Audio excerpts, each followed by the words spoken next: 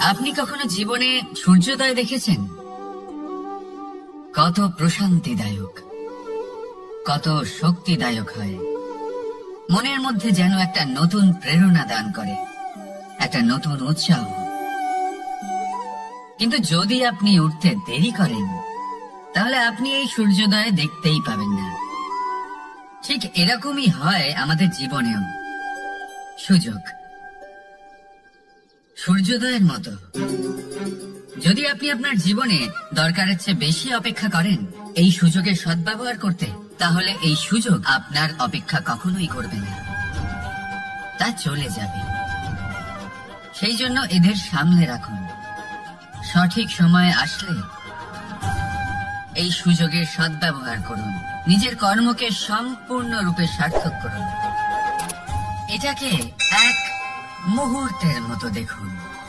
যদি এরকম করেন, তাহলে জীবনও সূর্যোদয়ের মতোই হবে। এতে সন্তুষ্টি থাকবে, গৌরব থাকবে, আর থাকবে শান্তি। রাধা রাধা। আমরা জীবনে এমন অনেক মানুষকে চিনি যারা অত্যন্ত শক্তিশালী, নিজের পরীক্ষা দিতে কখনো পিছপা হন না, খুব কঠোর হন, আত্মপ্রত্যয়ী হন, কিন্তু তাও তারা সাফল্য পান না। কেন? কি কারণ হতে পারে এর? লৌহ মানবের মতো ব্যক্তিত্বের অধিকারী হওয়া সত্ত্বেও তারা সফলতা কেন লাভ করেন না? এবার এটার উত্তর তাদের ব্যক্তিত্বের মধ্যেই লুকিয়ে রয়েছে। লৌহ মানব, লোহা। আপনি কখনো লোহাকে দেখে থাকবেন, অত্যন্ত শক্তিশালী, অত্যন্ত কঠিন, কিন্তু শুধু তখনই যখন সেটা শান্ত থাকে, শীতল থাকে। তাকে উত্তপ্ত করুন, তা আর কঠিন থাকবে না। তার উপরে এক আঘাত করুন আর তার আকৃতি বদলে যাবে। বুঝলেন? যদি আপনিও জীবনে নিজের শক্তি দিয়ে, নিজের নিরন্তর প্রচেষ্টা দিয়ে বড় কিছু করতে চান, তাহলে সর্বপ্রথম একে শান্ত করে রাখুন, একে শীতল করে রাখুন। জীবনে যা পেয়েছেন তাতেই সন্তুষ্টি পেতে শিখুন। এই ক্রোধের তাপে নিজেকে বদলাবেন না। চিনতে শিখুন সেই চিন্তাগুলো যা ক্রোধ বাড়িয়ে দেয়, আর সেগুলোকে শেষ করে দিন, নয়তো সেই রাগ আপনার পতন অবশ্যই ঘটাবে।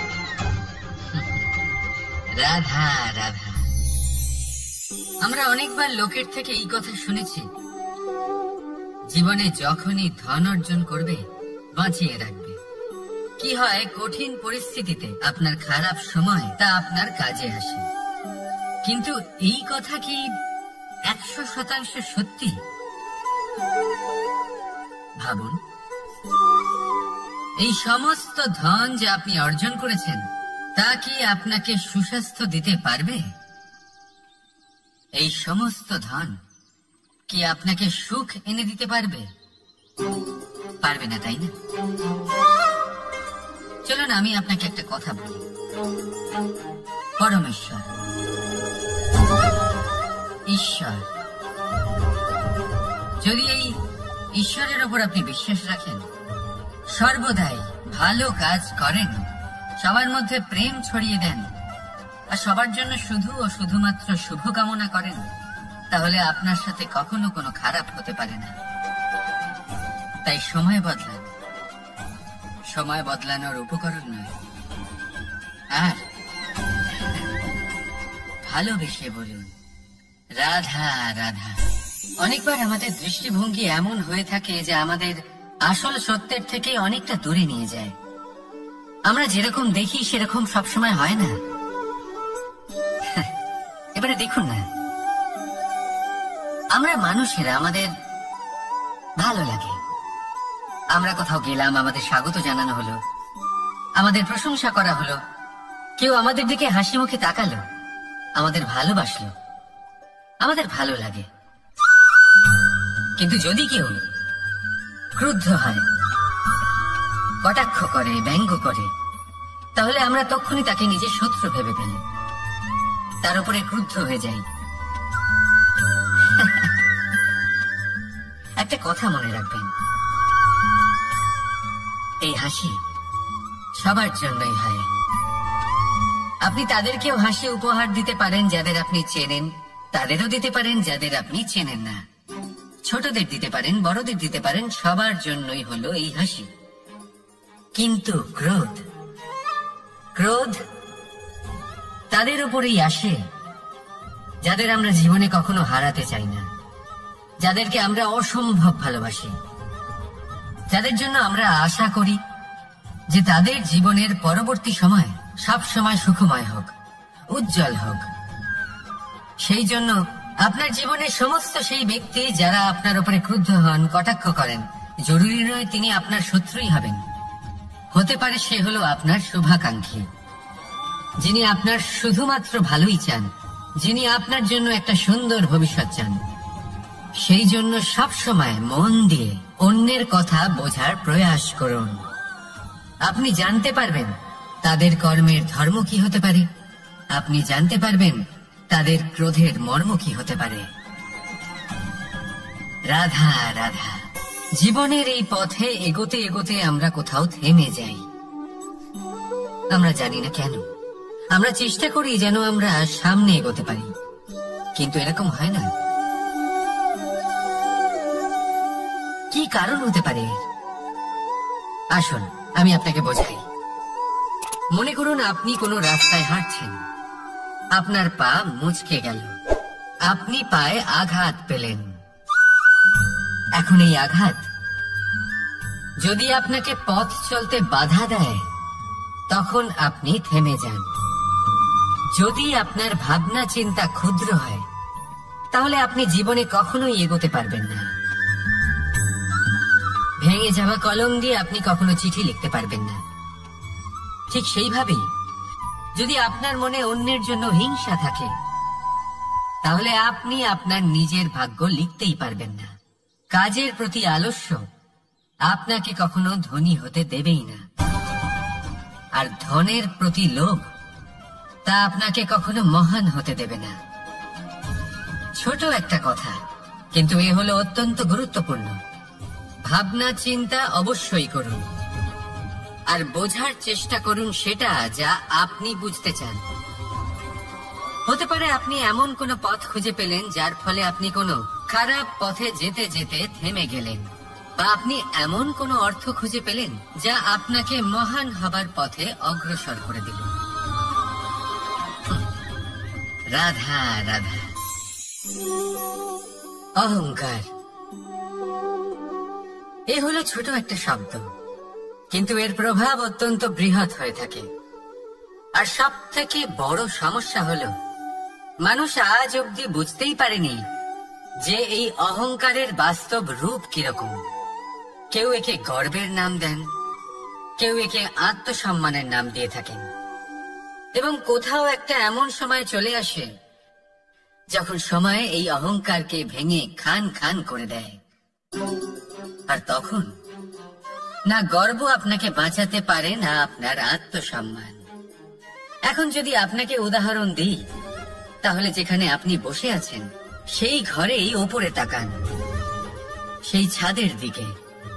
যদি এই ছাদ অহংকার করতে থাকে যে দেখো আমি তো সব থেকে উঁচু জায়গায় আছি, আমার চেয়ে ওপরে আর কেউ নেই, আমি এই ঘরে থাকা সমস্ত ব্যক্তিকে ছায়া প্রদান করি, যদি এই অহংকার এসে যায় তাহলে কি? একবার ভেবে দেখুন, যদি পরের দিন তার উপর আরো একটা তলা বানিয়ে দেওয়া হয় তাহলে কি? এই ছাদ যার নিজের উঁচু হবার অহংকার ছিল, যে সব থেকে ওপরে ছিল, সে এবার পায়ের তলায় চলে এসছে।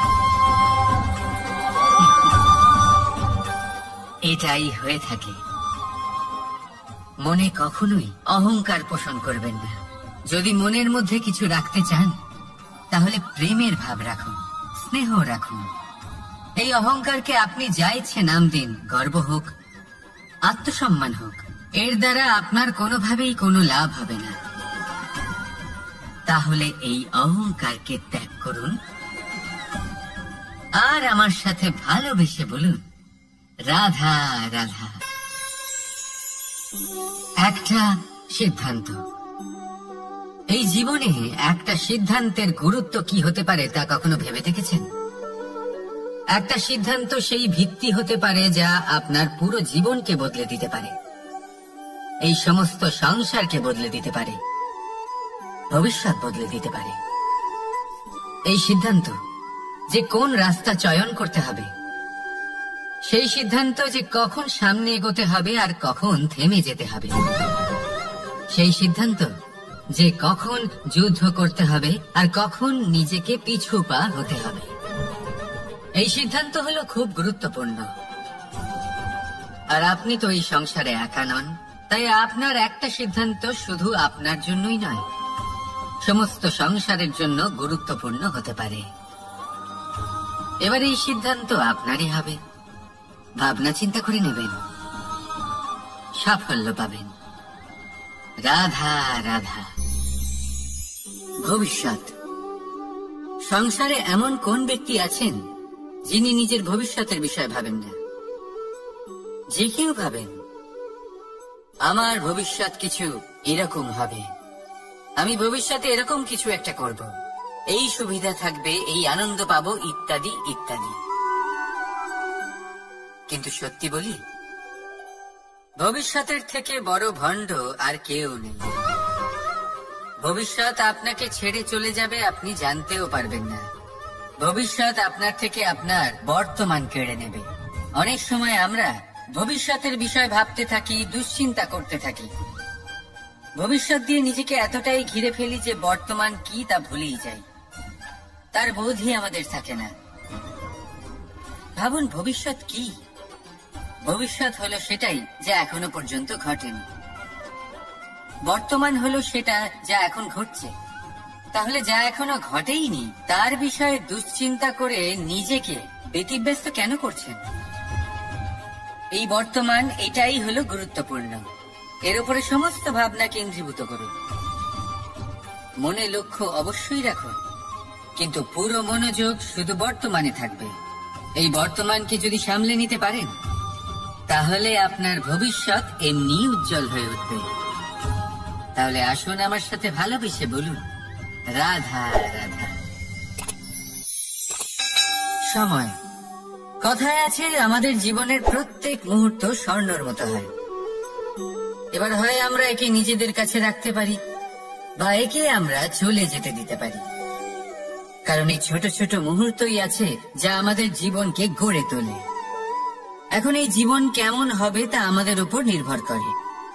যদি আপনি একটা মুহূর্তের যত্ন না নেন, যদি আপনি এক মুহূর্ত ভালো না বাসেন, যদি আপনি এক মুহূর্ত স্নেহের আনন্দ না উপভোগ করতে পারেন, তাহলে দেখতে দেখতেই আপনার সমস্ত সময় নষ্ট হয়ে যাবে, আপনি জানতেও পারবেন না।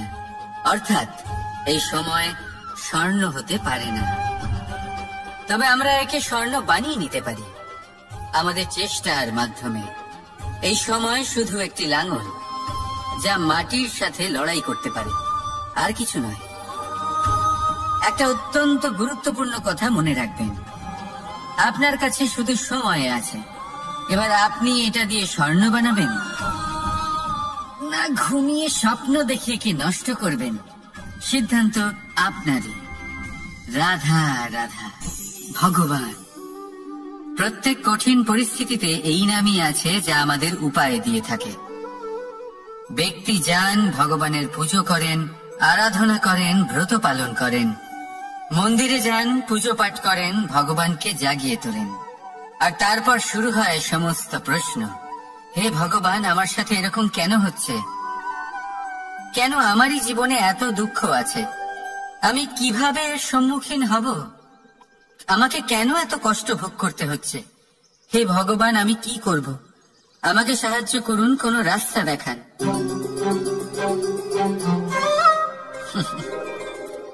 চলুন আমি আপনাকে একটা প্রশ্ন করি। মন্দিরে যাওয়ার চেষ্টা করার আগে আপনি কি জীবনে ততটা চেষ্টা করেছেন যতটা সেই সমস্যাকে দূর করার জন্য দরকার ছিল? দ্বিতীয় প্রশ্ন, ভগবানকে জাগানোর পূর্বে আপনি কি নিজেকে জাগিয়ে তুলেছেন? আপনি কি আলস্য ত্যাগ করেছেন? তৃতীয় প্রশ্ন, ভগবানকে জিজ্ঞাসা করার আগে আপনি কি নিজেকে জিজ্ঞাসা করেছেন যে আমি কেন এত অসফল হচ্ছি?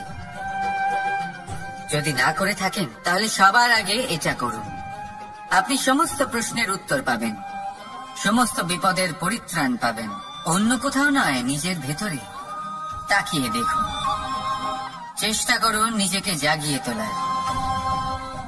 আপনি সফল অবশ্যই হবেন, কারণ এই পরমাত্মা, ওই পরমেশ্বর, ওই পরব্রহ্ম আপনার মধ্যেই তো আছে। রাধা রাধা। নাম। জন্মগ্রহণের পর মানুষের জন্য এই নাম অত্যন্ত গুরুত্বপূর্ণ হয়। মাতা, পিতা, পুরোহিত সকলেই সেই অক্ষর খুঁজতে শুরু করেন যা দিয়ে আপনার নাম শুরু হবে। কিন্তু নাম আর রাশি এক হয়ে গেলেই কি সব কিছু ঠিক হয়ে যায়? কখনোই নয়, কারণ আপনার কর্মই হলো সব থেকে গুরুত্বপূর্ণ, আর কিছুই নয়। দেখুন, এই নিয়তিও আপনার কর্ম অনুযায়ী আপনার ভবিষ্যৎ সুনিশ্চিত করে। যদি আপনাকে উদাহরণ দিই তাহলে ভাবুন, একদিকে ছিলেন রাম আর অন্যদিকে রাবণ। দুজনেরই নাম শুরু হয় র দিয়ে, কিন্তু একজন পেলেন এক ভয়ানক পরিণতি আর অন্যজন সমগ্র সংসারের মনে চিরস্মরণীয় হলেন।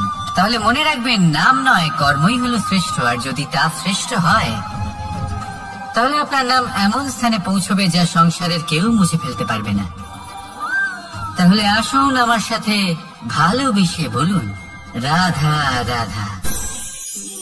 অনেক সময় যখন আমরা কর্ম করি, সাফল্য লাভ করি, কঠিন পরীক্ষায় উত্তীর্ণ হই, বড় কাজ করি, আমাদের মনে হয় এই সংসার আমাদের একটু প্রশংসা করুক, ভালো লাগে। অনেকবার মনে হয় এটা হলো আমাদের কর্মের ফলই বটে, আমরা আনন্দ পাই। কিন্তু যখন আমরা এই প্রশংসা পাই না, তখন কি হয়? আমরা দুঃখী হয়ে যাই, ভেঙে পড়ি। মনে হয় যেন আমার জন্য কেউ চিন্তাই করে না। এমন মনে হয় যেন আমাদের আনন্দে অন্য কেউ আনন্দই পায় না। অনেক রকম ভাবনা আসে।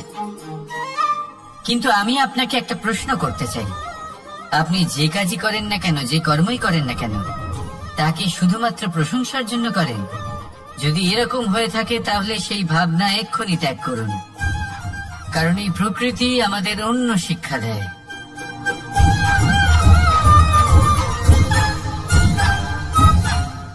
এই ফুলকে দেখুন, এই যে ফুলের সুবাস, যা আমার মনকে উচ্ছ্বসিত করে তোলে, মনে শক্তি সঞ্চার করে, এই সুগন্ধ। কিন্তু ভেবে দেখুন, ফুলের কিন্তু এই কাজ করার জন্য কোনো প্রশংসারই প্রয়োজন হয় না। এটাই হলো প্রকৃতির শিক্ষা। যিনি সৎ হন, সৎকর্ম করেন, তার কোনো প্রশংসার প্রয়োজন হয় না, কারণ ওনার কর্মই হলো ওনার সুবাস। মনে রাখবেন, আতর নকল ফুলে দেওয়া হয়, প্রকৃত ফুলের তার কোনো প্রয়োজন হয় না। সেইভাবেই আপনিও কর্ম করতে থাকুন শুভ চিন্তা নিয়ে। এই মনকে সব সময় শান্ত রাখুন, স্বচ্ছ রাখুন। যদি এরকম করেন তাহলে আপনার কর্ম এমন সুবাস ছড়াবে যে আপনার জীবনে শুধু এবং শুধুমাত্র আনন্দই থাকবে। তাহলে এই আনন্দ সহকারে বলুন, রাধা রাধা। এই সংসারে এমন কোনো পর্বত নেই যা এতটাই উঁচু যে মানুষ তার শিখরে পৌঁছতে পারবে না, তাকে অতিক্রম করতে পারবে না। এই সংসারে এমন কোনো সাগর নেই যা কিনা এতটাই গভীর যেখানে মানুষ তার তলদেশে পৌঁছে ফিরে আসতে পারবে না। একটা ছোট্ট বরফের টুকরো পর্বতের শিখরে গলে গিয়ে বইতে থাকে, আর দেখতে দেখতেই তা মহানদী গঙ্গায় পরিবর্তিত হয়। এর কারণ কি? এর কারণ হলো প্রচেষ্টা, প্রারব্ধ নয়। এই প্রচেষ্টাই সুনিশ্চিত করে যে আপনার প্রারব্ধ কি হবে। এই সমস্ত কিছু হলো প্রচেষ্টা আর প্রারব্ধের খেলা। আপনার প্রচেষ্টা যেরকম হবে আপনার প্রারব্ধ সেরকমই হবে। আর আপনার প্রচেষ্টা যদি উচ্চ মানের হয় তাহলে প্রারব্ধকে আপনার সামনে নত হতেই হবে। কি বলেন? তাহলে আসুন আমার সাথে ভালোবেসে বলুন, রাধা রাধা। অনেক সময় মানুষ অতীতকে দেখেন আর তখন অহংবোধে পরিপূর্ণ হয়ে ওঠেন। কখনো বর্তমানের দিকে তাকান, ভবিষ্যতের দিকে তাকান আর পরিতৃপ্তিতে ভরে ওঠেন। কেন বুঝতে পারেন না একটা সহজ কথা? এই যে সৃষ্টি, এই সৃষ্টি হলো একটা বড় চক্র যা বারংবার আপনার কাছে ফিরে আসবেই। কঠিন থেকে কঠিনতর পরীক্ষায় আপনাকে নিযুক্ত করবে যাতে আপনাকে উত্তীর্ণ হতেই হবে। যা কাল ছিল তা আজ নেই, এটা সবাই জানেন। যা আজ আছে তা হয়তো কাল থাকবে না, এটাও আপনাকে মেনে নিতে হবে, তাও আবার হাসি মুখে। শান্ত থাকতে শিখুন আর কখনোই মনের মধ্যে অহংকার উৎপন্ন হতে দেবেন না। হতে শিখুন সেই হিমবাহের মতো। হয়তো এই জন্যই এত শীতল থাকে কারণ ও জানে গতকালও জল রূপে ছিল, আজ বরফ রূপে হয়তো আছে, কিন্তু কাল পুনরায় সে জলেই পরিণত হবে। নিজেকে শান্ত রাখুন। হয়তো আজ আপনি সাফল্যের শিখরে আছেন, হয়তো বা নেই। আপনাকে প্রত্যেক দিন অবশ্যই দেখতে হবে। শুধু নিরন্তর প্রচেষ্টা করতে থাকুন, প্রত্যেক পরিস্থিতির জন্য তৈরি থাকুন আর একে ভারসাম্যে রাখতে শিখুন। আপনার কাল হোক, আজ হোক বা আগামীকাল, আপনার ভালো দিন হোক বা খারাপ দিন, সব পবিত্র হয়ে যাবে। তাহলে আসুন আর আমার সাথে ভালোবেসে বলুন, রাধা রাধা। দোল উৎসবে এই সমগ্র সংসার রং নিয়ে খেলা করে, কিন্তু এই রঙের সারমর্ম এই সংসার কি জানে? কখনো দেখেছেন একটা চিন্তিত মুখ শুধুমাত্র রঙের স্পর্শ পেয়ে আনন্দিত হয়ে ওঠে? দোলে আমরা কি করি? পুরাতনকে ত্যাগ করি আর নতুনকে স্বাগত জানাই। শিশিরকে বিদায় জানিয়ে এক নতুন ঋতুকে আগমন জানাই। দুশ্চিন্তা দূর করে আসার নতুন রঙে রঙিন হয়ে ওঠা, নিজেকে আনন্দিত করা, এটাই তো হলো দোল। এবার দোলের একটা ব্যাপার আছে, দুটো রঙে একসাথে রঙিন হওয়া যায় না। একটা রং উঠলে তবেই আরেকটা রং লাগা সম্ভব। আরো একটা প্রশ্নও রয়েছে, কোন রংকে তুলে দিয়ে কোন রং মাখানো যেতে পারে? যদি আপনাকে উদাহরণ দিই, লোভের এই রং, তা যতক্ষণ লেগে থাকবে আনন্দের রং লাগতে পারবে না।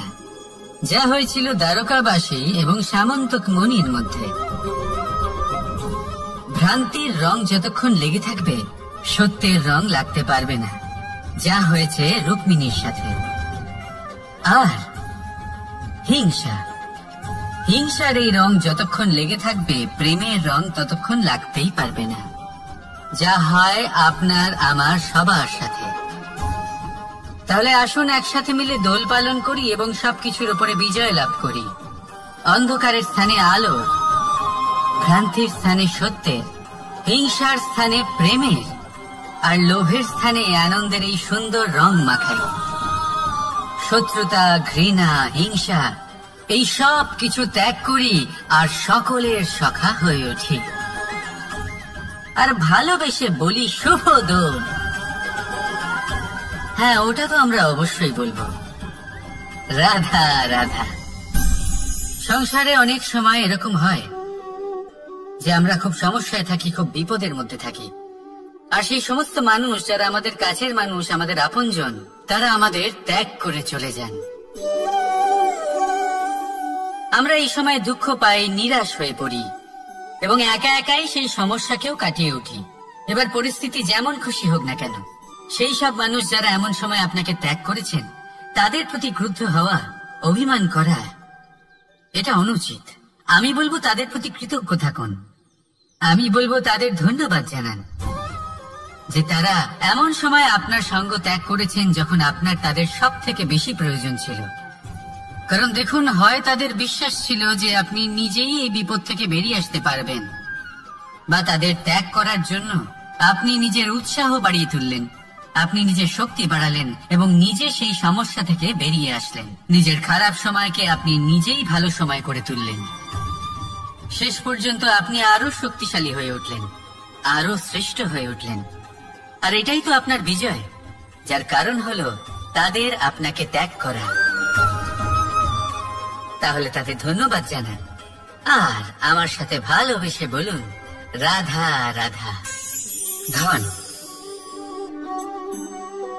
ধন হলো কারোর জন্য মোহ, আবার কারোর জন্য মায়া, কারোর জন্য হয়তো ভাগ্য, আবার কারোর জন্য কর্মের পারিশ্রমিক। দেখতে গেলে এই ধন হয়তো সবার জন্যই অত্যন্ত প্রয়োজনীয় হয়ে থাকে। সেই জন্যই তো মানুষ নিজের সমস্ত জীবন অতিবাহিত করেন এই ধন অর্জন করার জন্য। অনেক মানুষ এমনও হয় যাদের সমস্ত জীবন এই ধন অর্জন করতেই কেটে যায়। প্রত্যেক মানুষই চেষ্টা করেন যেন তিনি ধনী হন, যত সম্ভব বেশি ধন অর্জন করতে পারেন, সম্পন্ন থাকতে পারেন। আর তা হবে নাই বা কেন? কারণ এটাই হলো এমন এক বস্তু যা আদান প্রদান এমন নানান কাজে আসে। চেষ্টা তো সব মানুষই করেন, ধন অর্জন সব মানুষ করতে পারেন না। কারণ হলো এটাই যে মানুষ ভাবেন যে তার কাছে কিছু ধন এলে তারপর তিনি কিছু করে দেখাবেন, আর ধন ভাবে যদি এই মানুষ কিছু করে দেখান তাহলে আমি তার কাছে আসব। সেই জন্য কিছু করে দেখান, এমন শ্রেষ্ঠ কাজ করে দেখান যাতে ধন নিজেই আপনার কাছে ছুটে আসে। যদি আপনি ধন লাভের আশায় ছোটেন তাহলে আপনি নিজের সন্তোষ ভাব হারিয়ে ফেলবেন, কিন্তু এই সম্পত্তি যদি আপনার কাছে ছুটে আসে তাহলে আপনাকে মহান বলা হবে। সেই জন্য কাজ করুন, শ্রেষ্ঠ কাজ করে দেখান, দেখবেন এই ধন ফলস্বরূপ আপনার কাছে আসবেই আসবে। তাহলে আসুন আমার সাথে ভালোবেসে বলুন, রাধা রাধা। আমাদের মনে সবসময় একটা প্রশ্ন এসেই থাকে, এই জীবন যা কিনা ঈশ্বর আমাদের দিয়েছেন, একটা জীবন। ঈশ্বর এক আত্মা দিয়েছেন পৃথিবীতে বাঁচার জন্য। যতদূর আমরা জানি আমাদের কাছে একটাই জীবন রয়েছে। আমরা ভাবি এই জীবন গুছিয়ে কিভাবে রাখা যায়। প্রত্যেক মানুষ ভাবেন যে আমি কি করি যাতে এই জীবনকে গুছিয়ে রাখা যায়, কিরকম কর্ম করব, কিরকম পুণ্য করব, কি ধরনের শাস্ত্র পড়ব যাতে আমি সেই জ্ঞান অর্জন করি যাতে জীবনটা সুন্দর করে তুলতে পারি। আমাদের সমগ্র জীবন কেটে যায় এই প্রশ্নের উত্তর খুঁজতে, সেই শাস্ত্র অধ্যয়ন করতে। এমন অনেক মানুষ তাও বুঝতে পারেন না। আসুন আজ আমি আপনাকে একটা সহজ কথা বলি, যার দ্বারা আপনি নিজের জীবন সুন্দর করবেন। জীবন, জিহ্বা, এদের দুজনেরই হলো একটাই রাশি। জিহ্বা অর্থাৎ আপনার কথা, এই কথাকে সংযত রাখুন, একে সুন্দর করে তুলুন, মধুর কথা বলুন, যতটা সম্ভব একে নিয়ন্ত্রণে রাখুন, আপনার জীবন সুন্দর হয়ে উঠবে। কারণ এই শব্দ হয় অত্যন্ত শক্তিশালী। এটা হলো এমন এক বন্ধন যা আপনার সামনের মানুষকে আপনার ব্যক্তিত্বের সাথে জুড়ে দিতে পারে। তাই এই শব্দ সংযত রাখুন, একে সুন্দর করে তুলুন, আপনার জীবন আপনা থেকেই সুন্দর হয়ে উঠবে।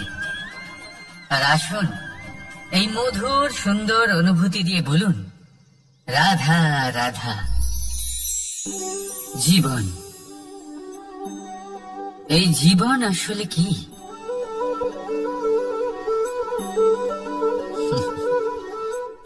এই প্রশ্ন সবার মনেই এসে থাকে। সবার মন এই প্রশ্নের জন্যই চিন্তিত থাকে। এই জীবন আসলে কি? এর উদ্দেশ্য আসলে কি? কি করা যেতে পারে এই জীবনে? এই জীবন কি কিছু পাওয়ার, নাকি এই জীবন কিছু হারাবার? এই জীবন কি আসলে সেটাই যেখানে আমাদের পরমাত্মার খোঁজ করা উচিত, নাকি আমাদের ধাবিত করা উচিত নিজেদের স্বপ্নের লক্ষ্যে? এই জীবন আসলে কি? এই জীবন আসলে অত্যন্ত সরল। এ হলো শান্ত জলের মতো, একটা আয়নার মতো এই জীবন। এই জীবন আসলে ঠিক যেন এক আয়নার মতো। আয়না কি করে? আপনাকে সেটাই দেখায় যা আপনি করে থাকেন। আপনি হাসি মুখে আয়নার দিকে তাকান, আয়না আপনাকে আপনারই মুখ দেখাবে সেই হাসি সমেত। আপনি রেগে গিয়ে আয়নার দিকে তাকান, আয়না আপনাকে সেটাই দেখাবে। আপনি প্রসন্নভাবে হেসে আয়নার দিকে তাকালে আয়না আপনাকে সেটাই দেখাবে। এটাই হলো জীবন, একটা আয়নার মতো। আপনি এটা ভাববেন না যে এই জীবন আপনাকে কি দিয়েছে, বরং এটা ভেবে দেখুন যে আপনি এই জীবনকে কি প্রদান করেছেন। যদি আপনি এই জীবনকে সুখ প্রদান করেন, আনন্দ দিতে পারেন, ভালোবাসা দিতে পারেন, তাহলে এই জীবনও আপনাকে সুখ, আনন্দ আর ভালোবাসাই দেবে। তাহলে আসুন এই সুখ, আনন্দ আর ভালোবাসা দিয়ে বলুন, রাধা রাধা। ধরিত্রীর বুকে গজিয়ে ওঠা এই দুব্ব ঘাস দেখেছেন? দুব্ব ঘাস, যা আমাদের পাকে শীতল রাখে। এতে যদি বসেন তাহলে মনে হবে নরম কোথাও বসে আছেন। এত ছোট হলেও কিন্তু এর মধ্যে গুণ আছে অনেকগুলি, আর যতটা ছোট এটা ততটাই বড় শিক্ষক। কিভাবে? ভাবুন, পাতা ঝরার মরশুমের পরে সমস্ত পাতা একত্রিত হয়ে থাকে। একটা ছোট ফুলকি সবাইকে জ্বালিয়ে দিতে পারে, সমস্ত পাতা পুড়ে ছাই হয়ে যায়। কিন্তু এই ঘাসের কিছুই হয় না, সে যেমন ছিল তেমনই থাকে। কারণ কি হতে পারে? প্রথম কারণ, এরা ছোট হয়। দ্বিতীয় কারণ, এরা বিনম্র হয়, বড়ই সহজে দমে যায় এরা। তৃতীয় কারণ, এদের মধ্যে নমনীয়তা থাকে। আপনিও নিজেকে এরকমই বানিয়ে ফেলুন। কখনো নিজেই নিজেকে কারোর থেকে বড় মনে করবেন না। নিজের এই মনকে বিনম্র রাখুন। এবং সব থেকে বড় কথা, নিজের এই মনে সহানুভূতি, প্রেম আর বিশ্বাসের নমনীয়তা বজায় রাখবেন। যদি এরকম করতে পারেন তাহলে জীবন সবসময় সুখে কাটবে। রাধা রাধা।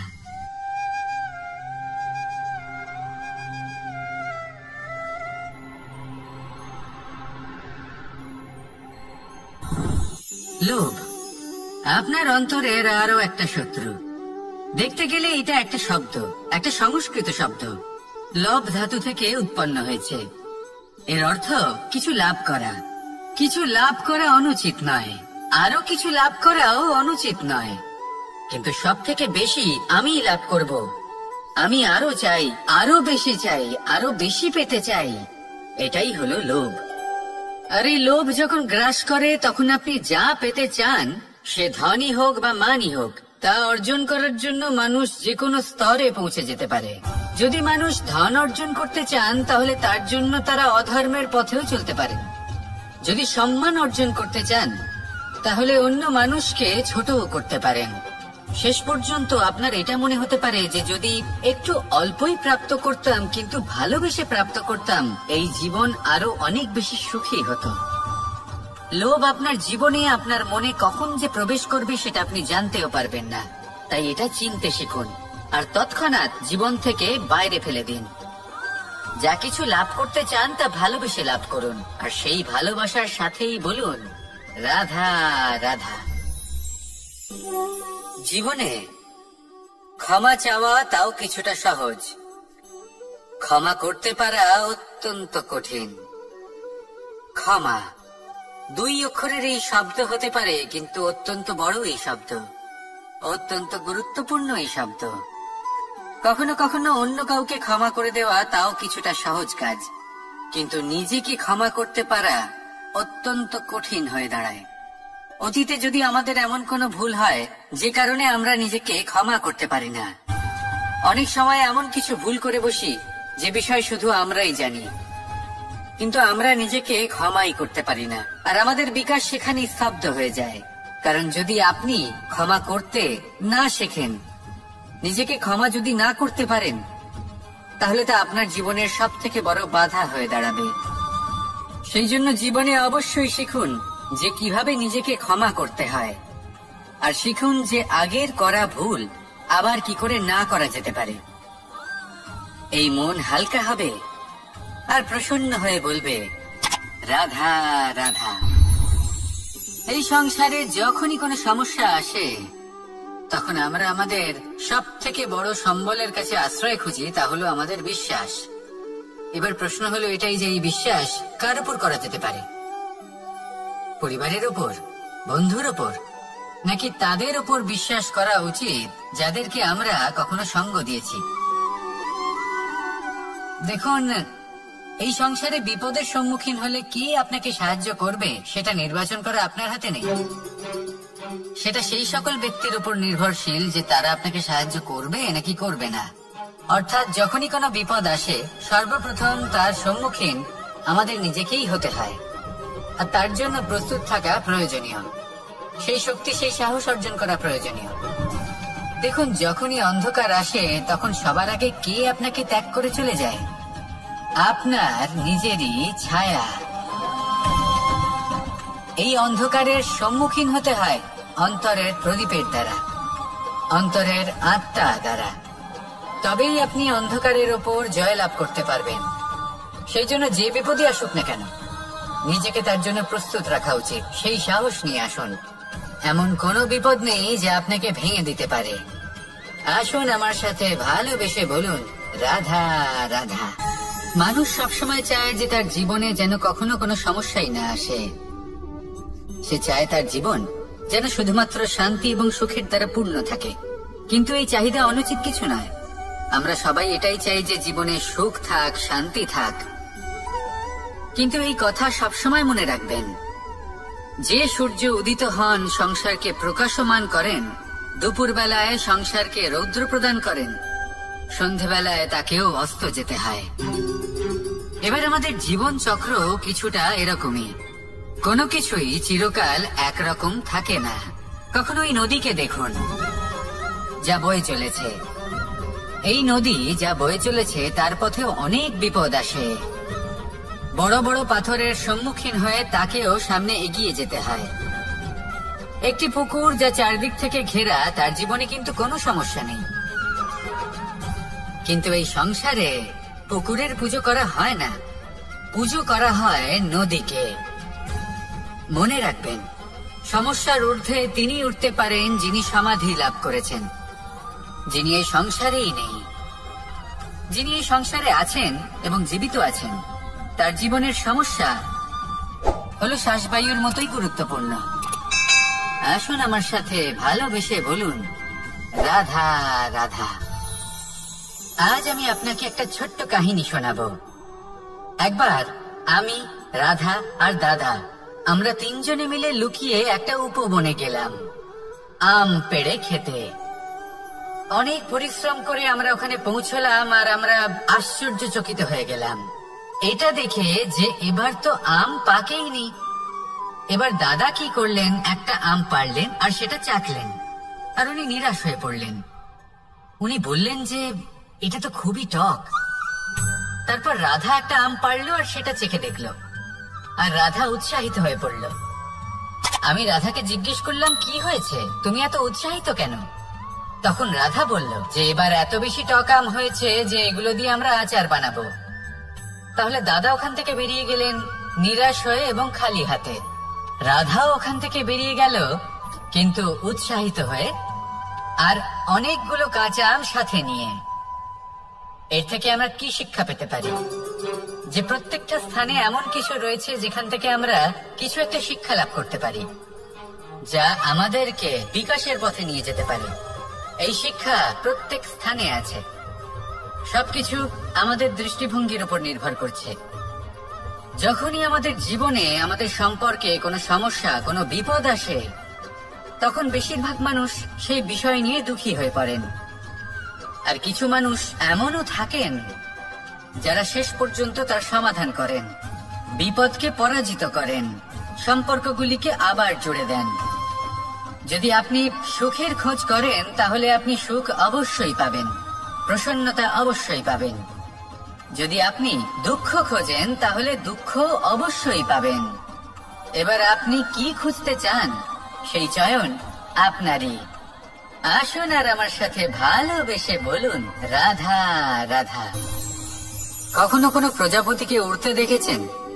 কি সুন্দর উড়ে বেড়ায় সে, এক ফুল থেকে অন্য ফুলে, এক পাতা থেকে অন্য পাতার উপর। কিন্তু সে কিভাবে উড়তে শেখে কখনো ভেবেছেন? জন্ম থেকেই কিন্তু প্রজাপতির ডানা থাকে না। ও কিন্তু ছোট্ট একটা ডিমের আকারে জন্ম লাভ করে। তারপর সেই ডিমটি ভেঙে একটি কীট বাইরে আসে। আস্তে আস্তে সে বড় হয়, ওর শক্তি বৃদ্ধি পায়।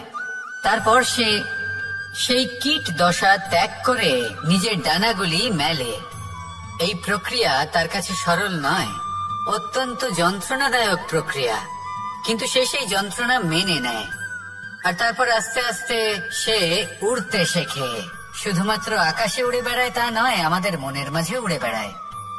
এবার এই ডিম থেকে প্রজাপতি হয়ে ওঠার যে যাত্রা, এটা যতটা কঠিন, ততটাই কঠিন হয় এই সংসারে শ্রেষ্ঠ কর্ম করা, ততটাই কঠিন হয় এই সংসারে মহান হয়ে ওঠা।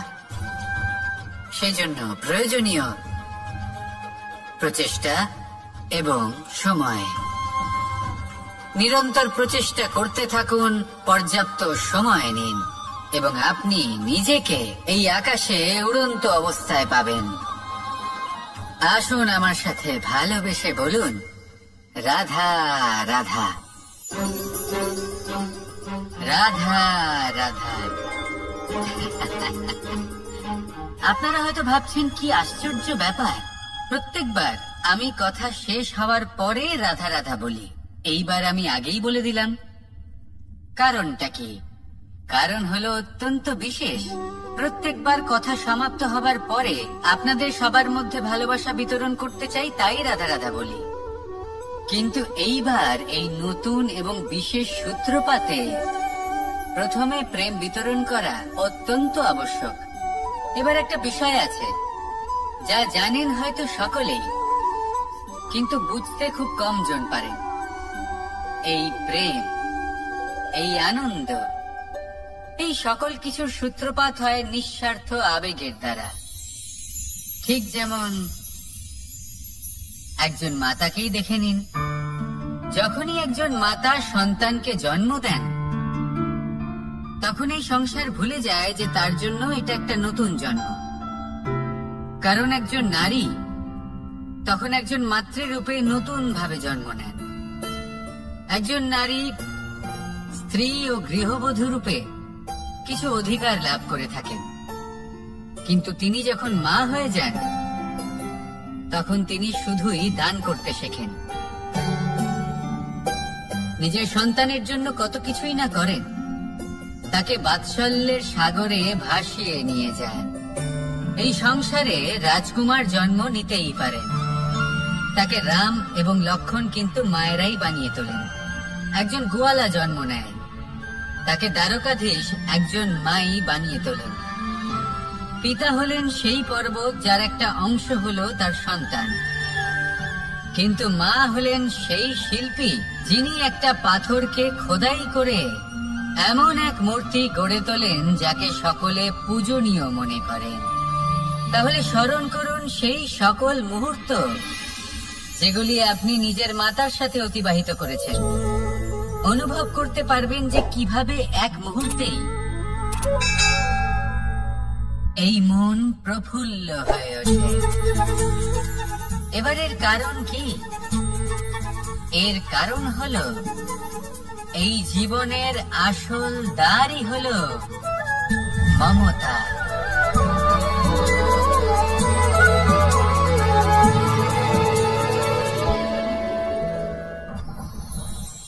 যত শক্তিশালী এই মন, তত শক্তিশালী এই শরীরও। এই যে আমাদের শরীর, এটা আসলে কি? এ হলো একটা রথের মতো। আর একটা রথ ততক্ষণ চলতে পারবে না যতক্ষণ না তাকে কোনো সারথি চালাবে। এই মন হলো শরীরের সারথি।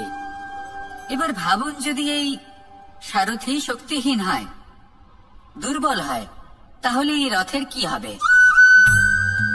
এটা উচিত পথে চলতে পারবে না, উচিত গতিতে চলতে পারবে না, মন মতো স্থানে এটা পৌঁছতেও পারবে না। সেই জন্য মনের শক্তি অত্যন্ত প্রয়োজনীয়। এবার মনের শক্তি আমরা কোথা থেকে লাভ করি? দৃঢ়তার শক্তি থেকে। এবার এই শক্তি আমরা কিভাবে বাড়াতে পারি? আমরা প্রতিদিন কিছু নতুন স্থির করি, কিছু ছোট কিছু বড়। আর যেই আমরা নতুন কিছু পূর্ণ করি, আমাদের মনের শক্তি বেড়ে যায়। আর যদি পূর্ণ না করতে পারি, মনের শক্তি কমে যায়। একটা দেওয়ালের মতো ছোট ছোট ছোট ছোট শিলা আমরা একটার পর একটা স্থাপন করে একটা দেওয়াল তৈরি করি। এতগুলো পাথর যখন একত্রিত হয়ে যায়, তখন এমন এক দেওয়াল তৈরি হয় যাকে ভাঙা প্রায় অসম্ভব হয়ে দাঁড়ায়। সেরকমই হয় মন এবং দৃঢ়তা। ছোট ছোট কাজ করে নিজের লক্ষ্য পূর্ণ করুন। এই লক্ষ্য যদি পূর্ণ হয়, তবে মনের শক্তি বাড়বে। কিছুটা এইভাবে যে যত বড়ই বিপদ আসুক না কেন, সেই বিপদ নিজে হার মেনে নেবে, কিন্তু আপনার মন ততটাই শক্তিশালী থাকবে। তাই মনের শক্তি বাড়াতে থাকুন, যাতে আপনি উচিত পথে চলতে পারেন, উচিত গতিতে চলেন আর মনোবাঞ্ছিত স্থানে পৌঁছতে পারেন। তবেই এই মন প্রসন্ন হয়ে বলবে, রাধা রাধা। আমি রাধাকে ভালোবাসি। আর এই কথাটা সমগ্র সংসার জানে। আর সময় অন্তরে লীলার দ্বারা, বিভিন্ন ঘটনা দ্বারা, কর্মের দ্বারা আমি নিজের এই ভালোবাসা রাধার সামনে প্রকাশ করি। এবার আপনি বলবেন, এসবের কি প্রয়োজন? রাধা কি এই কথা জানে না যে কৃষ্ণ তাকে কতটা ভালোবাসে? অবশ্যই জানে। কিন্তু এই যে ভালোবাসা, তা মনে রেখে দেওয়ার জন্য নয়, তা প্রকাশ করার জন্য। আর বারংবার এই ভালোবাসাকে প্রকাশ করা উচিত, উচিত সময় এবং উচিত সুযোগ দেখে। কিরকম? এবার যদি আপনি প্রেমীর সাথে কোনো উৎসবে থাকেন, তাহলে তার সাথে নৃত্য সঙ্গীত করুন। যদি ভিড়ের মাঝে থাকেন, তখন প্রেমীকে সম্মান করুন, একান্তে প্রসাধন করুন। দুঃখের সময় তার হাত ধরে থাকুন, সুখের সময় আলিঙ্গন করে রাখুন। এই প্রেম যত প্রকাশ করবেন, ততই এই প্রেমের বৃদ্ধি হবে। এই প্রেম আরো বেশি গভীর হবে, অটুট হবে। তাই এই প্রেমকে মনে নয়, আপনার জীবনে স্থান দিন। মন খুলে প্রকাশ করুন আর আমার সাথে ভালোবেসে বলুন, রাধা রাধা। মুঠো হাতের শক্তি বেশি, মুঠো খুললেই তা দুর্বল। তা এমন কি থাকা উচিত এই বন্ধ মুঠোয় যা লাখের সমান? মানসিকতা এবং স্বপ্ন। মানুষ জন্মগ্রহণ করে, তার মানসিকতা সময়ের সাথে উন্নত হয়। মানসিকতা অনুযায়ী সে স্বপ্ন দেখে, আর সেই স্বপ্ন সার্থক করতে সে পরিশ্রম করতে থাকে। কিন্তু খুব গুরুত্বপূর্ণ একটা কথা আছে যা আপনার মনে রাখা উচিত। আপনার এই মানসিকতা, আপনার এই স্বপ্ন, তা যেন আপনার নিয়ন্ত্রণে থাকে। আপনার বন্ধ মুঠোয় যেন এর লাগাম থাকে, আপনি যেন এর প্রভু হন। যদি তা হয়, তবেই আপনি লাভবান হবেন। যদি এরা আপনাকে নিয়ন্ত্রণ করতে থাকে, যদি আপনার মুঠো খুলে যায়, না পথ আপনার নিয়ন্ত্রণে থাকবে, না মানসিকতা থাকবে, না স্বপ্ন নিয়ন্ত্রণে থাকবে। আর যদি তাই হয়, তাহলে আপনি আপনার ভবিষ্যৎ নষ্ট করে ফেলবেন। তাই নিয়ন্ত্রণ করতে শিখুন নিজের বিচার বুদ্ধি, নিজের মানসিকতা, নিজের স্বপ্নকে। নিজের এই স্বপ্ন পূরণ করুন আর আমার সাথে ভালোবেসে বলুন, রাধা রাধা। আমার কাছে যশোদা মা যেমন, আমার কাছে দেবকী মা যেমন, আমার কাছে ঠিক তেমনই হলেন গোমাতা। এবার ভেবে দেখার বিষয় হলো এটা, যে এই সংসারে অসংখ্য প্রাণী আছে, একজন গাইকে একজন মায়ের মর্যাদা কেন দেওয়া হয়? তাহলে এর অনেকগুলো কারণ আছে। এই গাই অর্থাৎ গোমাতা, এনারা হলেন অত্যন্ত শান্ত, শান্তি প্রিয়, কখনো কারোর কোনো ক্ষতি করতেই পারেন না। গোমাতা যে দুধ নিজের বাছুরকে পান করান সেই দুধই আমাদেরও দেন। সেই দুধ পান করে আমরা শক্তি লাভ করি। এই দুধ থেকে আমরা মাখন, ঘি, পায়েস এইসব সুস্বাদু খাবার লাভ করি। গোমাতার গোবর আমাদের জ্বালানি হিসেবে সাহায্য করে, যার ফলে খুব কম সংখ্যক কাঠ ব্যবহার করা যায় এবং বেশিরভাগ জঙ্গল সুরক্ষিত থাকে। গোমাতার গোমূত্র সেটাও আমাদের কাছে লাভজনক। এর দ্বারা আমরা অনেক রোগ থেকে মুক্তি লাভ করতে পারি। গোমাতা যখন একটি বাছুরকে জন্ম দেন তখন সেই বড় হয়ে আমাদের ক্ষেত কর্ষণ করে। সেই জন্য গাইকেও জীবনে মায়ের মর্যাদা দেবেন। যতটা সম্ভব তাকে সেবা করুন এবং ভালোবেসে তাকে পালন করুন। এই মন নিজে থেকেই প্রসন্ন হয়ে বলবে, রাধা রাধা। ধন, সম্পদ, ঐশ্বর্য মানুষ হয় নিজের সৌভাগ্যের দ্বারা এগুলো লাভ করে থাকেন বা কর্মের দ্বারা। সৌভাগ্য আসলে কি? গ্রহের দশা যা প্রত্যেক মুহূর্তে বদলাতে থাকে। কর্মের মাধ্যমে যখন আপনি ধন অর্জন করেন তখন সেই ধন আপনার আগামী প্রজন্ম লাভ করে। সেটা হয় সে ভোগ করে বা তার জন্য তার ভোগান্তি হয়। আর এটা নির্ভর করছে আপনার কর্মের ওপরে। কি কর্ম করেছেন আপনি সেই ধনকে লাভ করার জন্য। যদি আপনি সৎ পথে চলেন, নিষ্ঠা ভরে আপনি কর্ম করে থাকেন এবং তার ফলে আপনি ধন অর্জন করে থাকেন, তাহলে আপনার আগামী প্রজন্ম সেটা ভোগ করবে, সেটা প্রয়োগ করবে নিজের বিকাশের জন্য। কিন্তু যদি আপনি কুকর্ম করে থাকেন, কোন রকম ছলনা করে থাকেন এই ধন লাভ করার জন্য, তাহলে 100% আপনার আগামী প্রজন্মকে এর জন্য ভুগতেই হবে। তাহলে আপনি কি চাইবেন? যে আপনার আগামী প্রজন্ম সুখ ভোগ করবে নাকি আপনার কুকর্মের পরিণাম ভোগ করবে? নির্বাচন আপনারই। আসুন আমার সাথে ভালোবেসে বলুন, রাধা রাধা। তোমাদের যদি এই ভিডিওটা ভালো লাগে থাকে তাহলে অবশ্যই একটা লাইক করে দাও। আর এইরকম ভিডিও পেতে গেলে আমাদের সাথে থাকো।